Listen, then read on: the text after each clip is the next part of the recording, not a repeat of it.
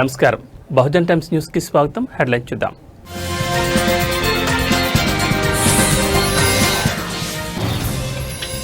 నిలిచిపోయిన స్థానిక సంస్థల ఎన్నికల ప్రక్రియ, బీసీలకు అన్యాయం జరిగిందంటూ పరస్పర ఆరోపణలు.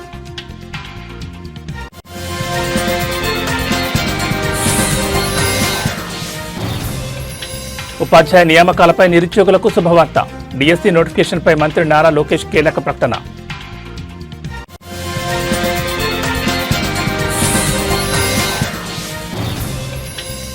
బంగాళాఖాతంలో మరో అల్పపీడనం, రాబోయే వారం రోజుల్లో తెలంగాణలో భారీ వర్షాలు కురిసే అవకాశం. ఉత్కంఠభరితంగా మారిన స్థానిక సంస్థల ఎన్నికల ప్రక్రియను హైకోర్టు నిలిపివేసింది. స్థానిక సంస్థల్లో బీసీలకు 42% రిజర్వేషన్ కల్పిస్తూ రాష్ట్ర ప్రభుత్వం జారీ చేసిన జీవో 9పై స్టే విధిస్తూ గురువారం మధ్యంతర ఉత్తర్వులు జారీ చేసింది. జీవోపై స్టే ఇవ్వడంతో ఎన్నికల ప్రక్రియ నిలిచిపోయింది. మొత్తం రిజర్వేషన్లు 50 దాటరాదని సుప్రీంకోర్టు విధించిన పరిమితిని రాష్ట్ర ప్రభుత్వం ఉల్లంఘించిందన్న పిటిషనర్ల వాదనలతో హైకోర్టు ఏకీభవించింది. దీనిపై వివరణ ఇవ్వాలని రాష్ట్ర ప్రభుత్వానికి నోటీసులు జారీ చేసింది. కౌంటర్ దాఖలు చేయడానికి ప్రభుత్వానికి 4 వారాలు, ప్రభుత్వ కౌంటర్కు ప్రత్యుత్తరం ఇవ్వడానికి పిటిషనర్లకు 2 వారాల సమయం ఇచ్చింది. విచారణను 6 వారాలకు వాయిదా వేసింది. బీసీ రిజర్వేషన్లకు మద్దతుగా బీసీ నాయకులు, బీసీ సంఘాలు దాఖలు చేసిన దాదాపు 60 ఇంప్లీట్ పిటిషన్లను విచారణకు స్వీకరిస్తున్నట్లు హైకోర్టు పేర్కొంది. స్థానిక సంస్థల్లో బీసీలకు 42% రిజర్వేషన్లు కల్పిస్తూ రాష్ట్ర ప్రభుత్వం జారీ చేసిన జీవోను సవాల్ చేస్తూ బుట్టెంగారి మాధవరెడ్డి తదితరులు హైకోర్టులో దాదాపు 10 పిటిషన్లు దాఖలు చేశారు. బుధవారం వాదనలు ముగియకపోవడంతో గురువారం మధ్యాహ్నం 2:15 నుంచి chief justice Aparesh Kumar Singh, justice మొహియుద్దీన్ల ధర్మాసనం విచారణ కొనసాగించింది. రాష్ట్ర ప్రభుత్వం తరపున advocate general A Sudarshan Reddy వాదనలు వినిపించారు.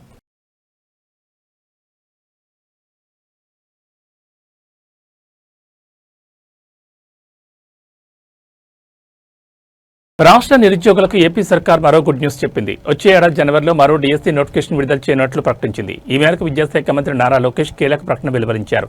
అంతకంటే ముందు ఈ ఏడాది నవంబర్ చివరి వారంలో టెట్ పరీక్ష నిర్వహించాలని భావించారు.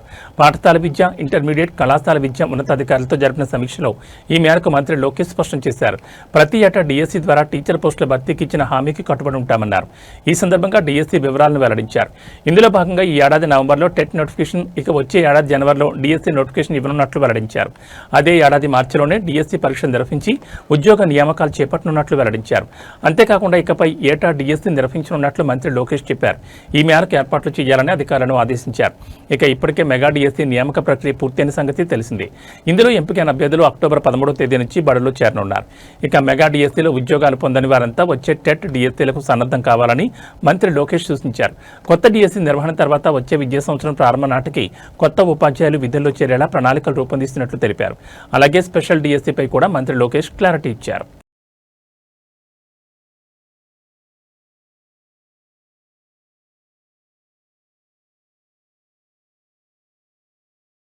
తెలంగాణ జిల్లాలో మళ్లీ భారీ వర్షాలు కురిసే అవకాశం ఉందని హైదరాబాద్ వాతావరణ కేంద్రం తెలిపింది. బంగాళాఖాతంలో ఏర్పడిన ఉపరితల ఆవర్తనం రేపటికి అల్పపీడనంగా మారనుందని, దీని ప్రభావంతో వచ్చే వారం రాష్ట్రంలో భారీ వర్షాలు కురుస్తాయని ప్రకటన విడుదల చేసింది. ఛత్తీస్గఢ్ నుంచి గల్ఫ్ ఆఫ్ మన్నార్ వరకు తెలుగు రాష్ట్రాల మీదుగా ద్రోణి, బంగాళాఖాతంలో మరో ఆవర్తనం ఉన్నాయి. ఈ నెల 11 నాటికి అల్పపీడనంగా మారితే మరోసారి కొండపోత వర్షాలు కురుస్తాయని అంచనా వేసింది. నేటి నుంచి రానున్న 3 రోజుల పాటు పలు జిల్లాల్లో మోస్తరు నుంచి భారీ వర్షాలు కురుస్తాయని అంచనా వేసింది.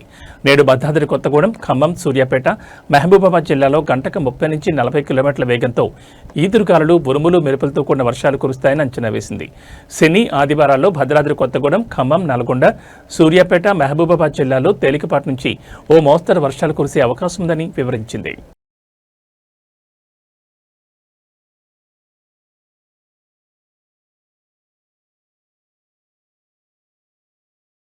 ప్రపంచవ్యాప్తంగా ఎంతో ప్రతిష్టాత్మకంగా భావించే నోబెల్ శాంతి బహుమతి విజేతను ఈ రోజు ప్రకటించనున్నారు. శాంతి కోసం కృషి చేసిన మహనీయులు ఎవరు, ఈసారి ఈ గౌరవం ఎవరికి దక్కుతుందని ఉత్కంఠ సర్వత్రా నెలకొంది. మరోవైపు గాజాలో శాంతి నెలకొల్పేందుకు అమెరికా మాజీ అధ్యక్షుడు డొనాల్డ్ ట్రంప్ ప్రతిపాదించిన ప్రణాళికపై భారత ప్రధాని నరేంద్ర మోడీ ప్రత్యేకంగా అభినందనలు తెలియజేయడం అంతర్జాతీయంగా చర్చనీయాంశమైంది.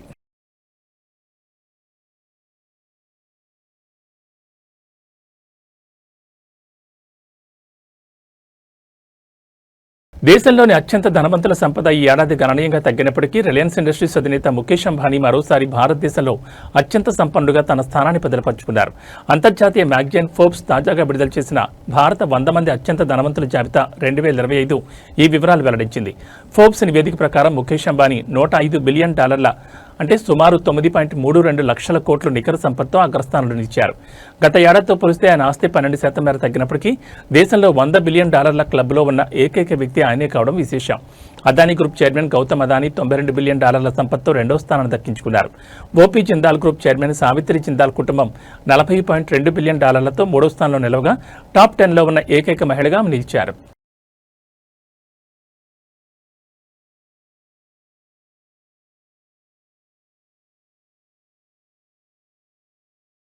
డ్రగ్స్ మాఫియా హైదరాబాద్ మహానగరం డ్రగ్స్ రవాణాకు అడ్డాగా మారుతున్నట్లుగా తాజాగా వెలుగు చూసిన ఘటనలు స్పష్టం చేస్తున్నాయి.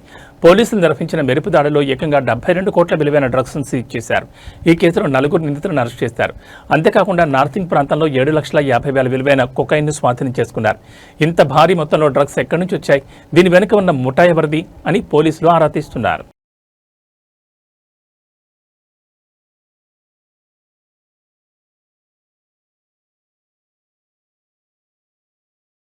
నల్గొండ జిల్లాలోని చిట్యాల ఎంఆర్ఓ కృష్ణ అవినీతి నిరోధక శాఖ అధికారులకు రెడ్ హ్యాండెడ్గా పట్టుబడ్డాడు. రైతు నుంచి 2 లక్షల లంచం డిమాండ్ చేసిన ఎంఆర్ఓను గురువారం నాడు చిట్యాల కార్యాలయంలో జరిగిన ఆకస్మిక దాడిలో ఏసీబీ అధికారులు అదుపులోకి తీసుకున్నారు. కృష్ణపై గతంలోనూ అనేక అవినీతి ఆరోపణలున్నాయని అధికారులు తెలిపారు. ప్రస్తుతం నిందితుని ఆస్తులపై విచారణ జరుగుతోంది. లంచాలు అడిగే అధికారులపై ఫిర్యాదు చేయాలని ఏసీబీ ప్రజలకు విజ్ఞప్తి చేస్తోంది.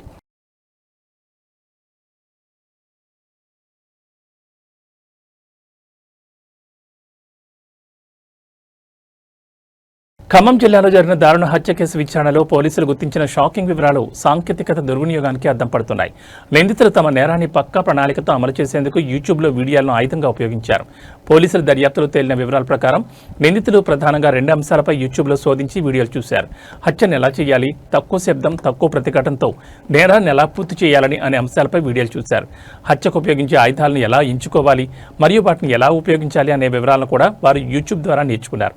నేరం తర్వాత పోలీసులకు దొరకకుండా ఎలా తప్పించుకోవాలి, ఆధారాలు లేకుండా మృతదేహాన్ని లేదా నేరం జరిగిన ప్రదేశాన్ని ఎలా శుభ్రం చేయాలి అనే అంశాలపై ఎక్కువగా శోధించారు.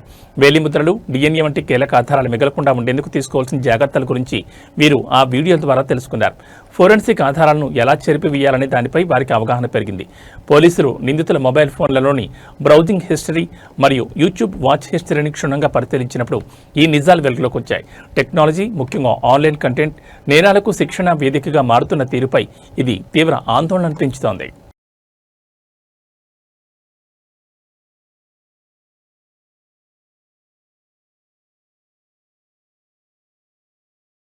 రాష్ట్రంలో కీలక పరిణామం చోటు చేసుకుంది. పాలనలో మార్పులు వేగం పెంచే లక్ష్యంతో ప్రభుత్వం భారీ స్థాయిలో ఐఏఎస్ అధికారులను బదిలీ చేసింది. ఒకేసారి ఏకంగా 31 మంది సీనియర్ అధికారులకు స్థానచలన కల్పించారు. ఏపీ ప్రభుత్వం ఈ నిర్ణయం వెనుక ముఖ్య ఉద్దేశాలు ఏంటి, ఏ కీలక శాఖలకు కొత్త అధికారులు నియమితులయ్యారు, పాలనపై ఈ బదిలీల ప్రభావం ఎలా ఉండనుంది?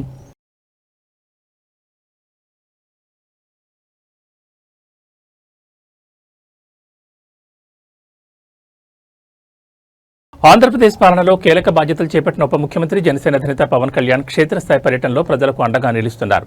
ముఖ్యంగా తూర్పుగోదావరి జిల్లాలోని ఉప్పాడ తీర ప్రాంత వాసులు ఎదుర్కొంటున్న అతిపెద్ద సమస్యపై ఆయన దృష్టి సారించారు. ఎన్నో ఏళ్లుగా పరిష్కారం కాని ఈ సమస్యను కేవలం 100 రోజుల్లో పరిష్కరిస్తానని పవన్ కళ్యాణ్ గట్టి హామీ ఇచ్చారు.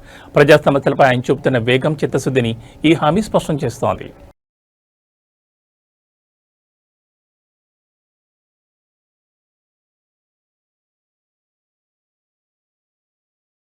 ఆంధ్రప్రదేశ్ రాష్ట్రంలో పేద వర్గాల ప్రజలకు బ్యాడ్ న్యూస్. ఎందుకంటే పేదలకు ఉచితంగా వైద్యం అందించేందుకు అమలు చేస్తున్న ఎన్టీఆర్ వైద్య సేవల స్కీమ్ నేటి నుంచి నిలిచిపోనుంది.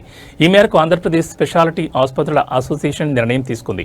ఎన్టీఆర్ వైద్య సేవ ట్రస్ట్ కింద అందిస్తున్న వైద్యారోగ్య సేవలను అన్ని నెట్వర్క్ ఆసుపత్రుల్లో నిలిపివేస్తున్నట్లు అసోసియేషన్ ప్రకటించింది. ఇవాళ నుంచి సేవలు నిలిపివేస్తున్నట్లు ఆంధ్రప్రదేశ్ స్పెషాలిటీ ఆసుపత్రుల అసోసియేషన్ ఆశా ప్రకటించింది. నెట్వర్క్ ఆసుపత్రులకు ఎన్టీఆర్ వైద్య సేవ ట్రస్ట్ ద్వారా ప్రభుత్వం చెల్లించాల్సిన బకాయిలు 2,700 కోట్ల పైనే ఉన్నాయని, నెల నెలా బకాయిలు పెరుగుతున్నా ఉపశమనం కలిగించే చర్యలు ప్రభుత్వం చేపట్టడం లేదని, బకాయిలు రోజురోజుకు పెరుగుతున్న నేపథ్యంలో వాటిని విడుదల చేసే వరకు ఎన్టీఆర్ వైద్య సేవా పథకం కింద వైద్య సేవలు నిలిపివేయడం జరుగుతుందని ఆశా అధ్యక్ష కార్యదర్శులు కె విజయ్ కుమార్, సిహెచ్ అవినాష్ తెలిపారు.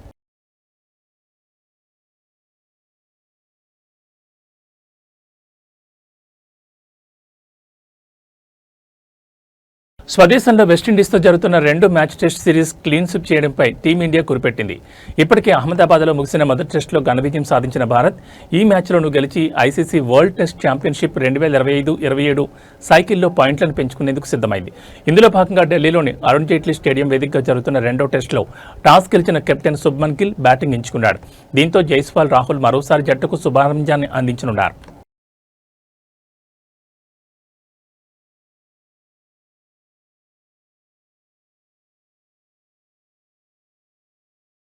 పవర్ స్టార్ పవన్ కళ్యాణ్, దర్శకుడు హరీష్ శంకర్ కాంబినేషన్లో వస్తున్న ఉస్తాద్ భగత్ సింగ్ చిత్రంపై నెలకొన్న సందిగ్ధతకు పూర్తిగా తెరపడకపోయినా నిర్మాతలు మాత్రం ఓ కీలక స్పష్టత ఇచ్చారు.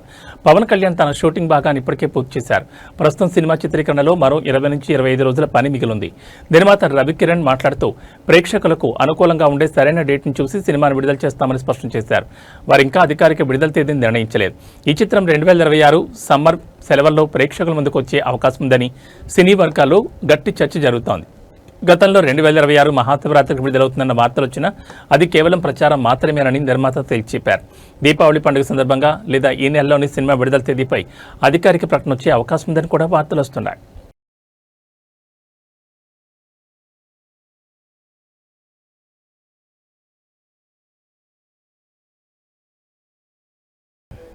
ఏబీ బులెటిన్ విశేషాలు. నమస్కారం.